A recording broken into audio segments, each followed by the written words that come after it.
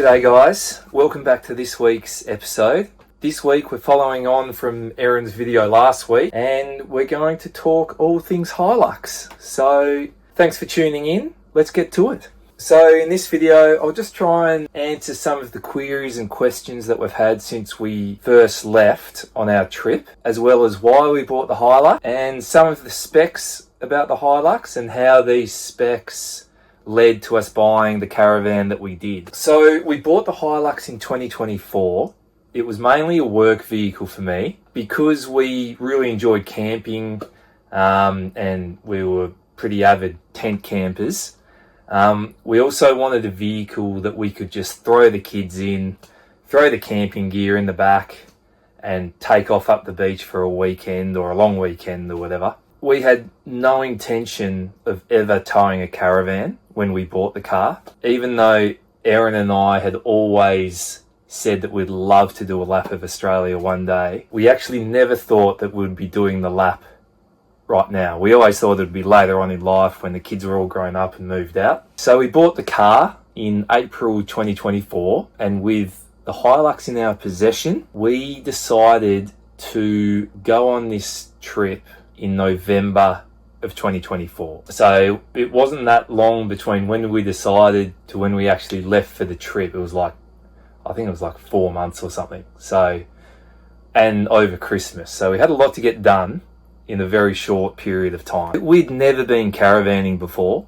We'd never owned a caravan. We had no idea what caravans were about. It was a massive learning curve for us in a very short period of time, which ultimately dictated which caravan we could and couldn't purchase based on the Hilux's specifications. So, what are the specifications of our Hilux? It's a 2023 Toyota Hilux SR5 variant.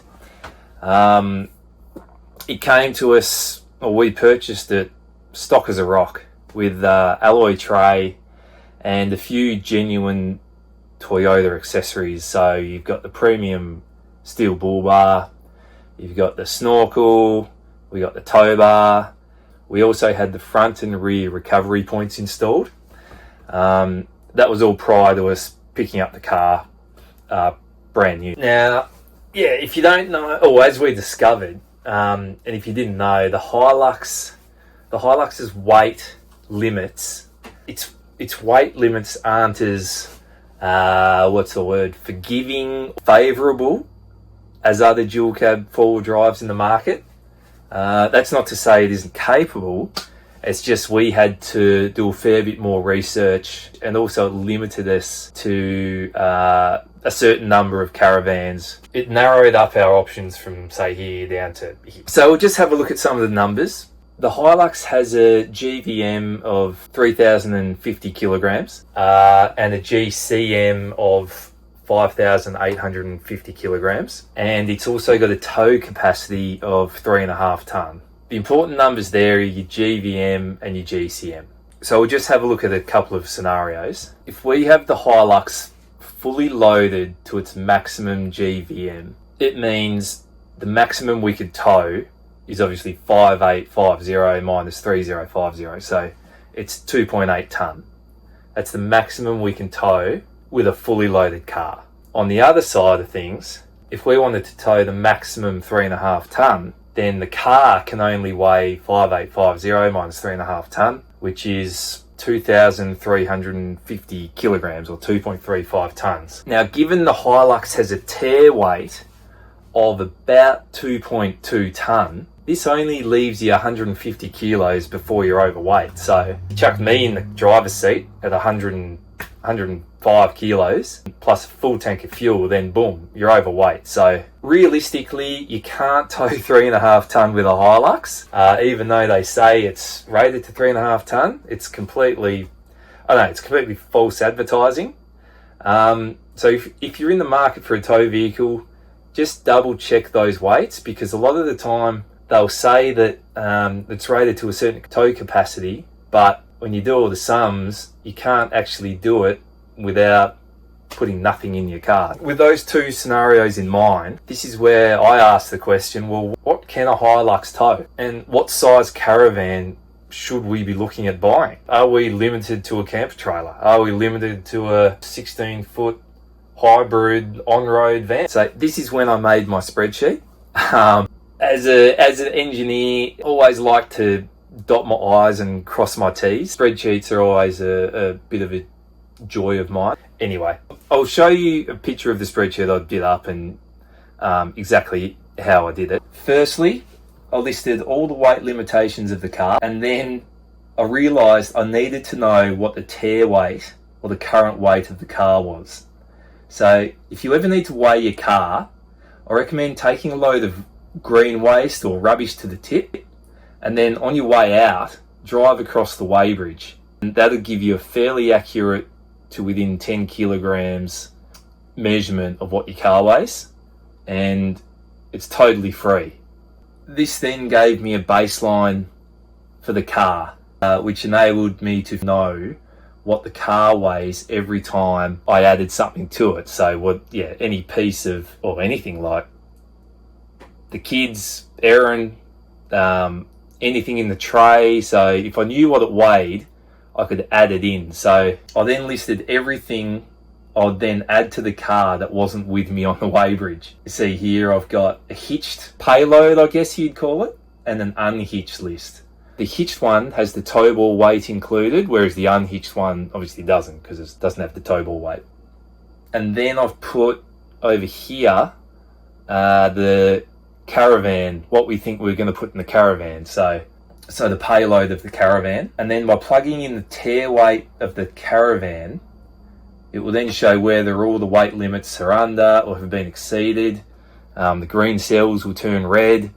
And then after all this, it then showed us that a 2.3 tonne tear weight caravan was the optimal size for us. So that gave us a bit of leeway either side. We could add a bit more, take a bit out, gave us a bit of buffer. So from our research following this, there are only a certain number of semi-off-road caravans that have a tear mass of 2.3 tonne on the market. So I think obviously Snowy are one of them.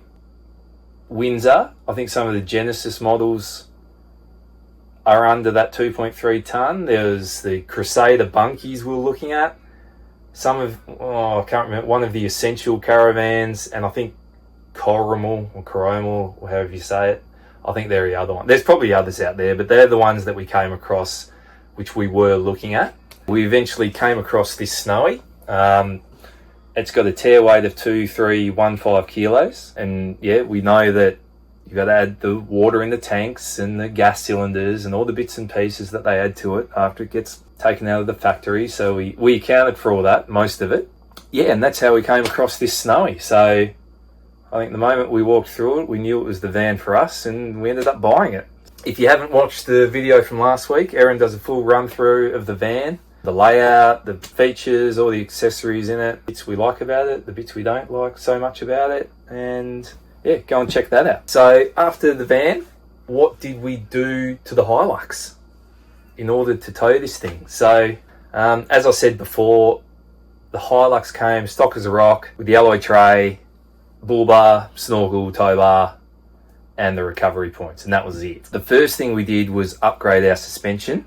Now, because I knew pretty much exactly what I was going to put in the tray and what was going to be in the cab, I knew that upgrading to a 300 kilo constant leaf spring was going to be the optimal suspension for us. So that gives us a balance between a softer ride when the van's unhitched and gives the car load carrying capacity when the van is hitched. So we've coupled the leaf springs with a set of Boss airbags as well, which we pump up when we're towing the van and deflate when the van's unhitched, when we're driving without the van on. We inflate the bags to about, I think it's like 30, it varies between car to car, but I think it's like 30 something PSI, 32 or something, 32 PSI, and that gets it nice and level. It tows really well. We've had no issues with it towing, or it doesn't sag at the back. So the type of suspension, the front and rear struts and springs, we went with the Dobinson IMS, and they've been really good.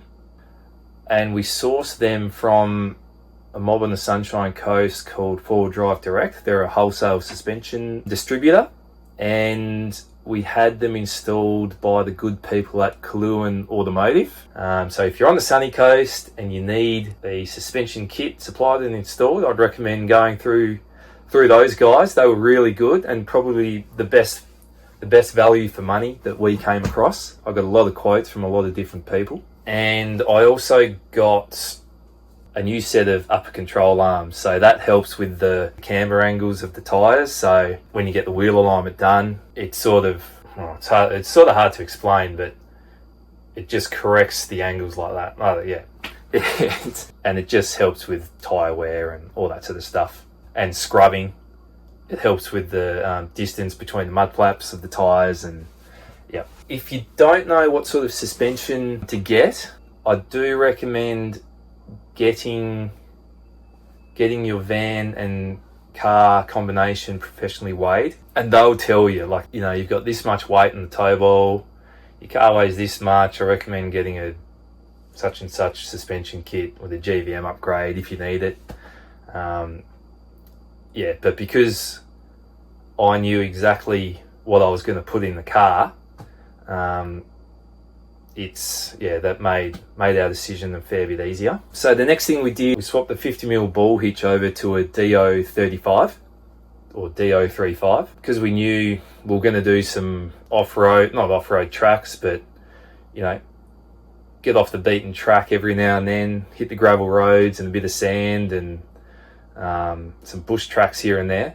It was a no-brainer. So the DO35 is an off-road hitch. All the sort of off-road vans have got them, and I think they're a lot safer as well. So they just, from what we've found, they help with reducing or dampening the like the up and down and side to side movement of the caravan, which we've found, we've had no issues with any of that. So yeah, we've had no issues of sway or porpoising, or, you know, there's been no moments where we've gone, oh shit, like, bloody hell, slow down or put the brakes on or whatever. So yeah, touch wood, that doesn't happen to us. We think swapping that hitch over has really helped in that regard. So the tyres, we swapped out the stock road terrain tyres with a set of Falcon Wild Peaks, the AT3Ws. They've been really good. Brilliant on the gravel roads. In the wet, we haven't had any slippage in the wet. On the sand, they've been unreal. The one thing we have found is they have worn quite a lot. After about 20,000 Ks, they've probably worn, I'm going to say just over, they've got just over half tread remaining. So yeah, that's probably not great. And after a bit of research, we found that we should have gone with the light truck version.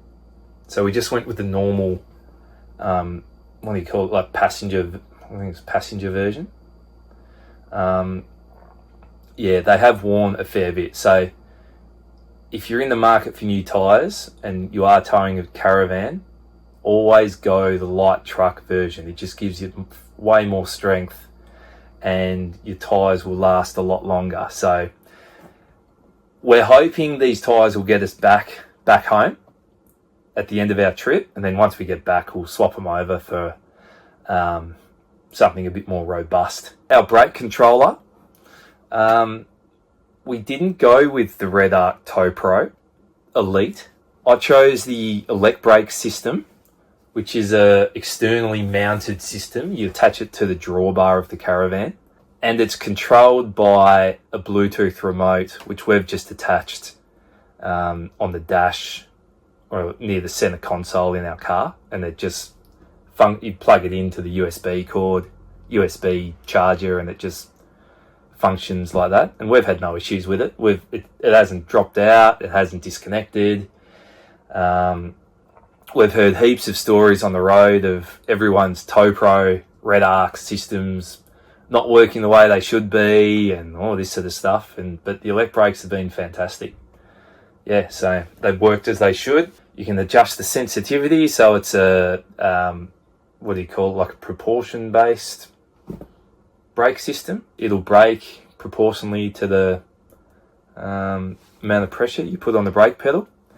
And it's also got manual override button, which we haven't had to use, thank God, but it is there ready just in case we do have to use it. And it also means if we do decide to get rid of the car or upgrade the car in future, we don't have to get a new brake controller installed. We can just take it off the Caravan and move it onto the new vehicle. Or if we do change Caravans in the future, we can just take it off the Caravan and put on the new one. It is versatile like that, and it's, yeah, we've had no issues. We do recommend elect brakes. Other bits and pieces we added to the car, obviously UHF. We chose the Uniden X76 in-car radio.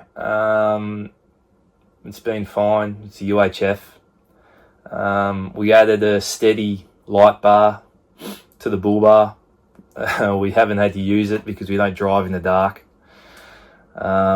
I think we've turned it on twice just to show the kids how bright it lights up the road. And the final thing we did to the car, which we were umming and ahhing about. So we had this done in the final 3 days before we left on the trip. That's how late we left this decision.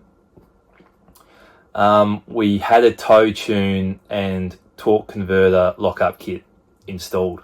They're not cheap, and there is a lot of talk about, you know, avoiding warranty, and Toyota won't cover your car if you got a tune and all that sort of stuff. And we are aware that there are risks associated with that. But we decided to get it done, and we cannot recommend it enough. It's turned our 167 horsepower, 404 Newton meter car into a 227 horsepower, 570 Newton meter machine. Like, it is absolutely insane what it's done to the car. Not only with the Caravan on, but also driving without the Caravan. Like, it just makes the car so much more drivable. It is an absolute machine. Yeah, like we do not regret the decision one bit. We had it done by Just Autos on the Sunshine Coast. That's the chart they give you after they do it. So you've got a maximum horsepower here of 227 horsepower. That's the beforehand, and then you've got the torque, which is up here, I think, or it might be the other way around. Can't see. Yeah, that's it. So Just Autos, can't recommend them enough. If you're anywhere in Australia, you've got a Toyota, you want to get it tuned, go to those guys. They're the best in the business. Probably the best. They're the best in Australia, probably the world. I don't know. They just do what they need to do. They keep the car reliable as well as give it that extra horsepower it needs. The tune's insane. The lockup kit is so good. It just makes the car hold the gears for longer. The car's not searching back and forth for gears. And that also helps with the transmission temps, keeps them down. We've had no lights come on for transmission at all, and it just makes the car so much more drivable. After all that, what's the verdict? How has this wee little 4-cylinder car handled towing a 22-foot Caravan? That's the question everyone asks us. It's been an absolute dream tow car. For first-time caravanners, we've just felt so safe in it. So we tow at between 90 and 100 kilometres an hour, anywhere in between there, depending on the winds as well. So we've towed it in 60 to 70 kilometre an hour crosswinds across the top of Australia. Again, no issues at all. Fuel consumption, it's sitting on about 15 to, I'm going to say between 15.5 to 16 litres per 100. If it's coasting along a flat road, sitting on 95 k's an hour, it will do 12. It'll sit on about 12 litres per 100. You could probably get it down to 10 if you, but yeah, on average, flat road, no wind, 12 litres per 100. But because of the hills and whatnot, and some of the headwinds we've towed in, it's been, yeah, we're sitting on probably about 15 to 16 litres per 100.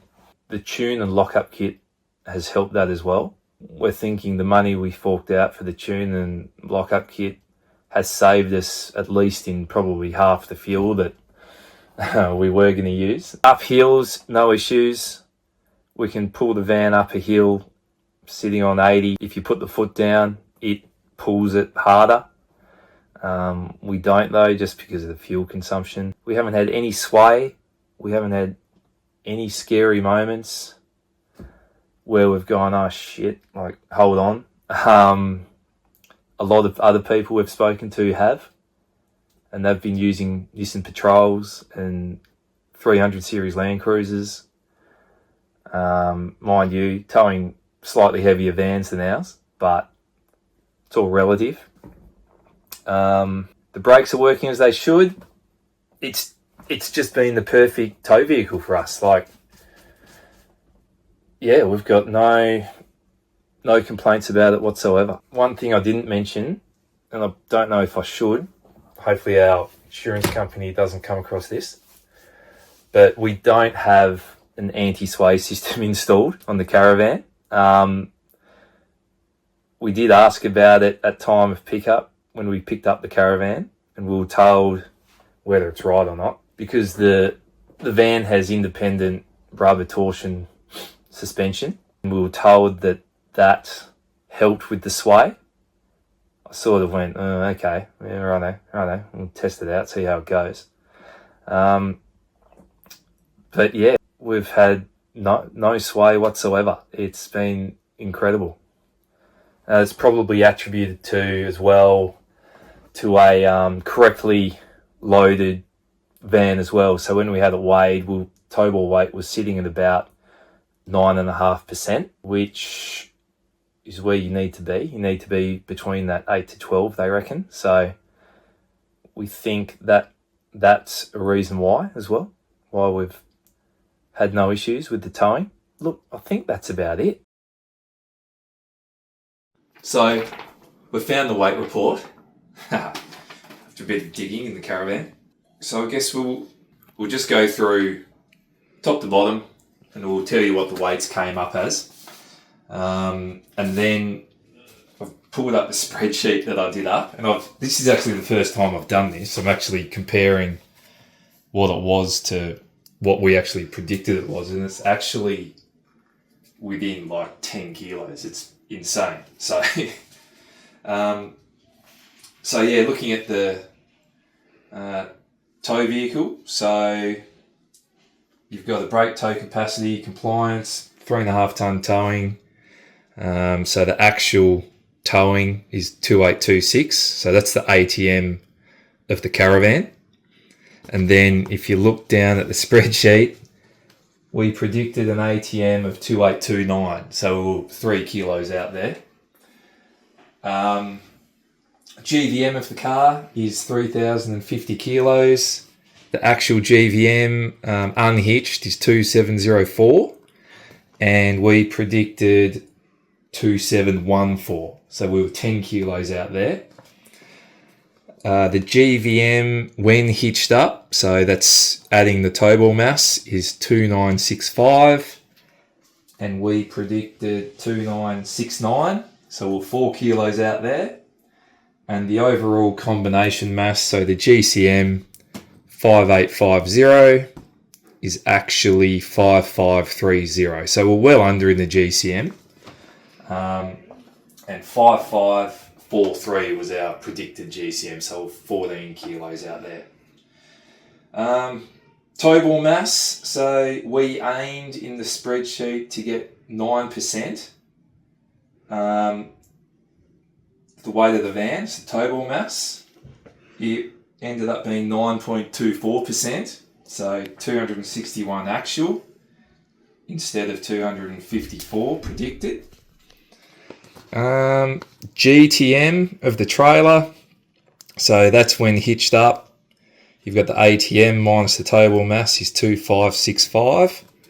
And our predicted GTM was 2574. So we're 9 kilos out there. And then, as I said before, the ATM of the Caravan is 2826. So absolutely bang on the money in those regards. If you look at the spreadsheet, the only thing I did have concern about was the rear axle.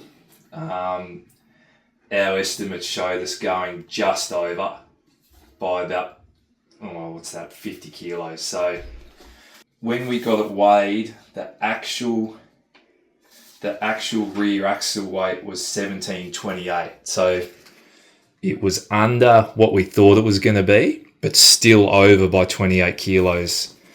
But that's with full jerry cans, that's with everything loaded in the Caravan, two full water tanks in the Caravan, so 190 kilos of water.